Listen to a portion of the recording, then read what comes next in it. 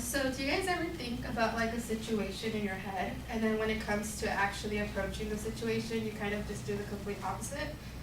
Because I feel like in situations where I get like really nervous, I get like so clumsy, and I end up like doing the opposite of what I'm supposed to do and the opposite of what is convenient to me. So in a quote by Antoine France, it says, "It is human nature to think wisely and act foolishly." So to me, that quote, I feel like it revolves around my entire life. Because I feel like I think of situations in my head and I'm like, okay, I'm gonna do this and that, and like I have it all planned out, and then when it comes to actually approaching the situation, like I do the complete opposite. So like I feel like it kind of relates to me in school. So like obviously when you're like before going to class, you try to find like the closest parking lot to park in, because it's convenient, you know, for you to get to your class earlier. And I feel like I kind of do the complete opposite and just like go to the furthest parking lot, because I kind of forget where my class is at. So I think like that's a good example of thinking wisely but doing the complete opposite. Also when it comes to like being on time to class, I feel like in my head I'm like, okay, my class starts at 7:15. I'm like, I'm gonna wake up at 6. I'm gonna get there on time, but then like my alarm rings at 7 and I'm like really late to school. So that's another example of me like not thinking right, but not doing what's right. So I think that many people can relate to the quote. When you get really nervous, I feel like you kind of do different things than you kind of thought of. So another example is like going to work. So I work at Starbucks, and like when people order their things, I feel like I get too caught up in like everything. So when I think of their drinks, I kind of make the different drink, so it kind of backfires on me.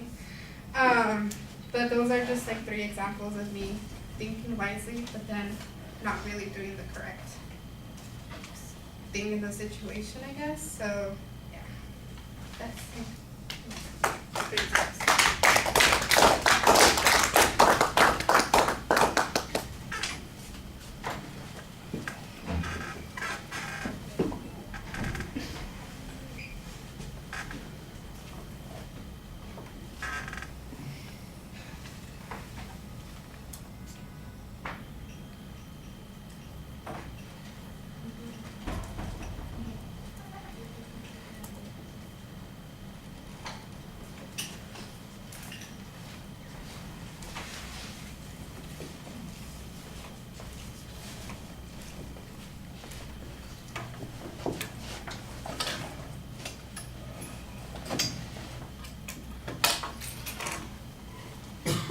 All right, well, the rhetorical questions, the detention device is fine. The topic was clearly identified. I guess we know your position on this. It's relatively clear. There's no real preview of what the structure is going to be.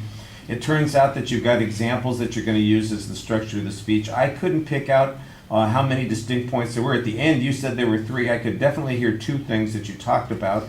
They felt a little bit random, not like there was a plan, but mostly like it was just the next thing that you could think of while you were up there, which is probably the way it was.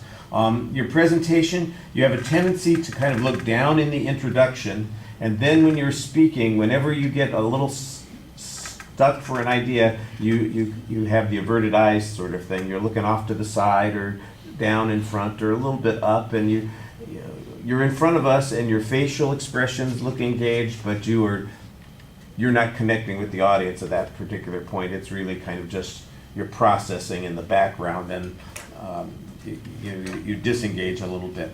Also, you got way too much foot movement. You're only up there for 2.5 minutes, and you are back and forth in that little square quite a bit. So settle down. There's nothing wrong with some movement, but maybe make it purposeful, make it related to moving from one idea to another instead of just kind of the anxiety coming out in your feet. And at the end of the speech, I thought it sounded like you were doing an okay summary, kind of telling us, well, those were the 3 points I was making. I go, okay, well, that helps. That gives it a little bit more structure. And then you just kind of bailed at the end, and it's like, well, and that, I'm done. And you need to plan that a little bit better. All right, thank you.